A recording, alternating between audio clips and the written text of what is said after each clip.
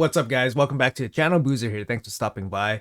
Hopefully you guys are having a good day today. In today's video, we got a couple balance changes for you guys here today, so let's talk about them in this video. I really like that Plarium is sticking to their 2 champions per month rebalances. They did mention that maybe they were going to drop that, or they had 1 month where they did only 1 champion, and then we were kind of worried that they were going to go down to 1 champion, but it looks like they're going to stick to 2 champions per month, which is really good to see. Obviously we would like to see more, but maybe that's something for the future. But anyways, let's jump into this. So first of all, we have this Togron the Conjoined. So Togron the Conjoined is a Void Affinity Ogryn Tribe champion. So this champion is not used basically anywhere. He's a super cool looking aesthetic. He has that little dude on his shoulder. But yeah, he just has really found his place in the game. Really nice base stats, really good base speed. Let's talk about the balance changes here. So his A1 gets changed, mash and mangled. It changed from 20% chance to apply buff spread into a 70% chance to apply the buff spread. So he's getting a pretty significant buff to the rate. So 20% to 50% to 70% is a pretty big difference, 50% difference here. His A2 also gets a pretty significant change here. So he gets increased speed for 2 turns, and now he gets the continuous heals also for 2 turns without any conditions. So currently there is conditions on the continuous heal, only applying to allies with less than 50% HP. Now that continuous heal has no conditions to be applied, and he is also applying block debuffs as well. So this is a pretty strong buff for this A2. It's on a 3-turn cooldown, so it's a 3-turn cooldown, team heal, increased speed, continuous heal, and block debuffs. Now that kind of brings it up quite a bit. He's bringing 3 buffs and a big heal on this 3-turn cooldown, so it's actually pretty good. And I would say a pretty significant change to what it is currently. Let's move on to his A3, Brothers Generosity. So currently, it's a turn meter boost with an increased accuracy, and then it's a cleanse on a 3-turn cooldown. So the order of the current ability is a little bit weird because it goes turn meter first, then increase accuracy, then removes debuffs. So for example, if your champions have block buffs, then this increased accuracy won't get applied. So it's a little bit of an awkward thing. Usually when you see these team debuff removals, the debuff removal happens first. So that is what is going to get changed to. So first the cleanse happens, so the remove all debuff happens, and then the turn meter boost, and then you get an additional turn meter boost for each debuff removed. That's good to see. It's just a straight buff. Then the accuracy will be applied. So the A3 now gets basically the correct order. It's not as crazy as a buff as the A1 or A2, but yeah, it's still a very solid buff because it is on a 3-turn cooldown and it's a good cleanse. You also get the turn meter boost and the increased accuracy, so it's a very fair A3 cleanse ability, so really good to see. And some changes here to his passive, which now has a damage boosting component to it. So increases allies damage dealt by 10% if they currently have less HP than the target. If an ally's HP is equal or greater than their target, increase their damage by 20%. So this just looks like a straight damage boost. So whether you have less or more HP than your opponent, you just get a straight damage boost when you have Togron on the field. That's just super good.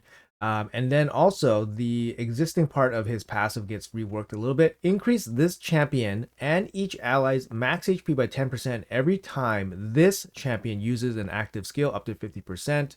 And then it's also increase each ally's max HP by 5% every time they use an active skill. So you're increasing your max HP by different values, whether Togron is using an active skill or any of your random allies are using an active skill. But anyway, you're just increasing your max ally when you do anything. And then you get a 50% bonus each way, so it basically stacks up to 100% extra HP. And that's going to happen fairly quickly, which means you're going to end up getting probably more max HP than your enemy. And then you're going to be dealing 20% more damage from his passive. So this guy's kit actually looks, quite good. Increased speed, continuous heals, block debuffs on a 3-turn cooldown with a heal. Increased accuracy, so he brings 4 buffs. A cleanse, a turn meter boost, a heal, and passive damage boosting as well as HP boosting. And then of course he still keeps his speed in all battles by 20%, and he has great base stats overall. You know, put him in a 9-piece protection set. You get 4 buffs. You get 4 buffs: turn meter boost, healing. You get the buff spread, which is actually going to be pretty good because if you think about it, it could be something for Titus, perhaps. It could be something for Titus. It's a 100% chance to land the buff spread after all the books. So, I mean, you know, you could make this work somehow, perhaps. That's one of the biggest buff teams going on right now. And you're going to be picking up an additional 20% damage, most likely, right? From everybody on your whole team.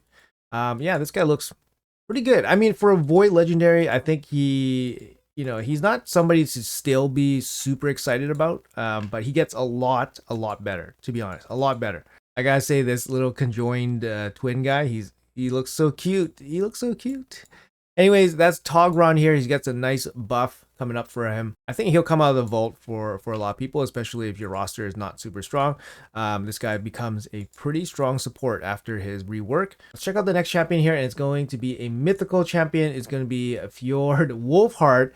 So yeah, Fjord is probably the you know, the champion that most people were probably talking about in terms of mythicals that were probably in line to get a buff.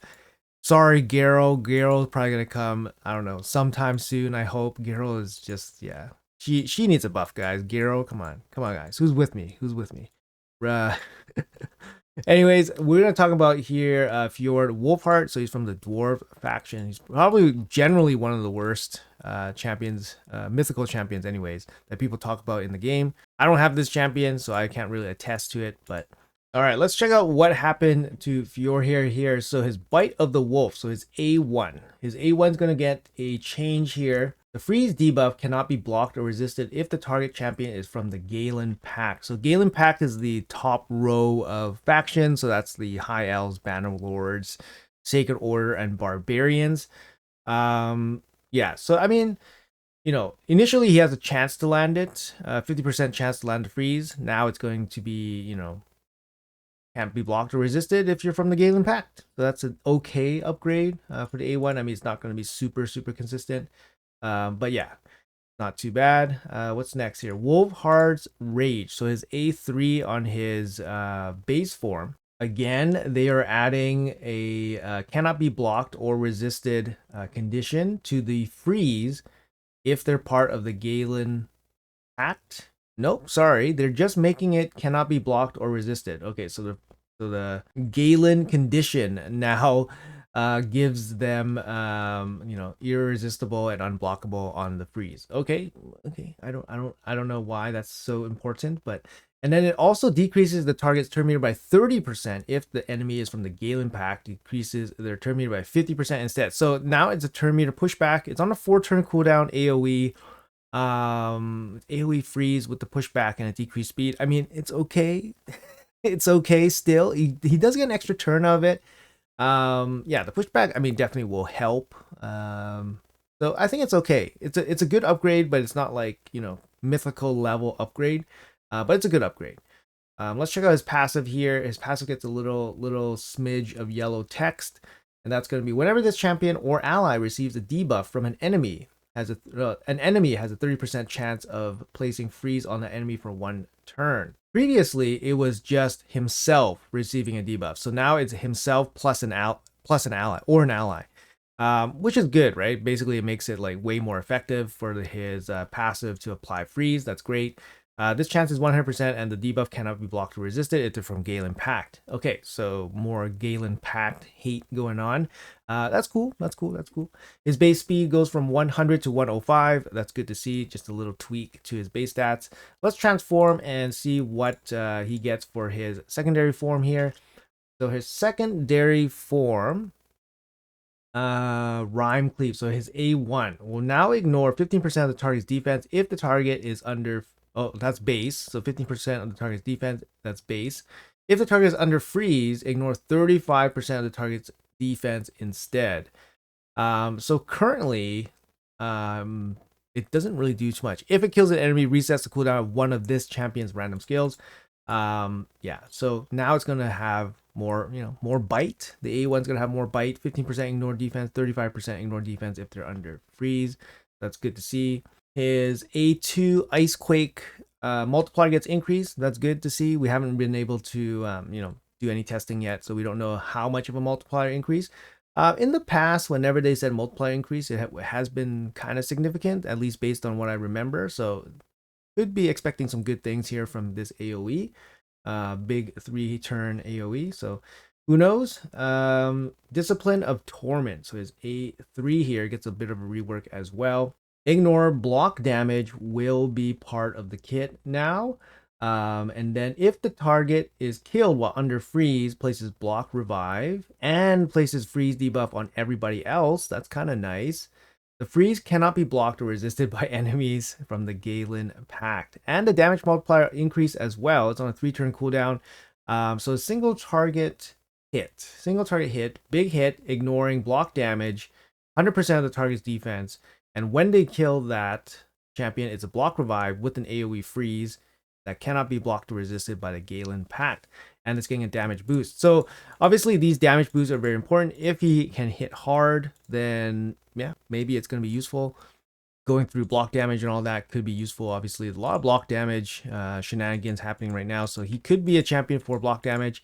We recently, like for block damage, I think the chicken got a bit of a rework for his damage. And he's actually pretty viable as a block damage go through champion. So, maybe if Fjord gets that kind of treatment. And then lastly here for his passive, gets a bit of yellow text happening. His current passive is counterattacks with Rhyme Cleave, which is his A1. Whenever an enemy increases the cooldown of any of this champion's skills. Okay. It's kind of weird because he has to be in the secondary form for his passive to trigger that way, I guess. At least in the beginning of the fight anyways. And then the yellow text is whenever an ally is killed, has a 50% chance of placing freeze debuff on all enemies for 1 turn. This chance increases to 100% and cannot be blocked or resisted by enemies from the Galen Pact. So he has a little bit of a CC mechanic if you lose one of your allies. This could be good, in a kind of go second situation. The problem is it doesn't really make sense because he's in his secondary form. So he would have transformed already. But I mean, for a long drawn out fight, this could be pretty interesting, especially if you have like revivers and stuff happening on your team. The CC could be pretty clutch as well, basically ensuring that your team gets a turn after you lose a team member, so giving you a chance to recover. I mean, it's a big upgrade for his passive, but I don't see it, it's situational still, right? So let's say if you're using him in a go first situation, like his whole passive doesn't really do anything. Like if you have like his whole passive right now is for a go second style hit, but it's his secondary form. It's a secondary form, right? So it doesn't really make too much sense, like his passive. Like it's a go second style passive, but you need to transform first. So you need to already have taken a turn. I don't know. I'm not feeling it. But he's a damage dealer, and if he hits hard, then a lot of this can be kind of like ignored a little bit. But he has 100% ignore defense on his A3, which is obviously going to be really strong. Now he goes through block damage after his buffs, and then he's going to be applying more freezes and stuff for CC. He still requires a little bit of accuracy to land those freezes, so that's still not the best. Like if he just had an irresistible freeze when he kills somebody, that would be great. That would be great. But instead it's against the Galen Pact, which is a little bit interesting. So not really feeling it, but if he has really strong multipliers on his A2, A3 rework, then maybe, a lot of this can be overlooked. Anyways, guys, that's going to be it. It's just these two champions here, Fjord and Togron. Togron, I really like the rebalances. It makes him way more viable. It brings him up to speed with, being a Void Legendary and all that. I think he's definitely going to see some play out of the vault. Fjord, I'm not 100% sold. Obviously, he's a damage dealer. We need to see multipliers, but even if his multipliers were kind of insane, the rest of his kit still doesn't really feel that great. Like I said, applying freeze, you still need accuracy, so that's not the best. The rest of his kit doesn't really have any other debuffs to apply, so adding a little bit of accuracy for freeze, I guess is okay, but it's not a big part of his kit, even though like after rework, they make it a big part of his kit. So I don't know. I'm not feeling that. His passive is still kind of useless in a go first situation, so it's still a go second situation passive, so it's not the best, to be honest. But hopefully it's more viable for people and people won't be so upset if they pull this guy. But anyways, guys, that's gonna be it for the video. Thanks for watching. Let me know in the comments below what you guys think about this. Do you guys have these champions, and would you guys use them after these rebalances? Let me know in the comments below. Anyways, guys, that's gonna be it. Thanks for watching until the end. Appreciate you guys. Have a great day, and I'll see you guys in the next one.